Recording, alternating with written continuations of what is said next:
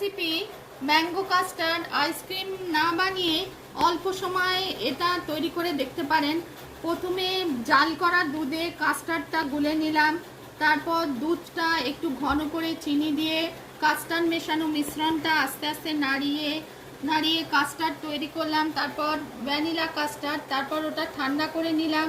তারপর আমের পাল্পটা মিক্সিতে ব্লেন্ড করে তৈরি ওই দুধ মিশ্রণের সঙ্গে কাস্টার্ডের সঙ্গে মিশিয়ে ফ্রিজে রেখে তৈরি করলাম ম্যাঙ্গো কাস্টার্ড। ওপর থেকে একটু আমের কুচি আর বেদানা আর একটু ড্রাই ফ্রুট দিলাম। দেখুন কি সুন্দর কাস্টার্ড ম্যাঙ্গো কাস্টার্ড। রেসিপি পছন্দ হলে লাইক করবেন, চ্যানেলটিকে সাবস্ক্রাইব করার অনুরোধ রইল। ম্যাঙ্গো কাস্টার্ড, ঠান্ডা ঠান্ডা ম্যাঙ্গো কাস্টার্ড।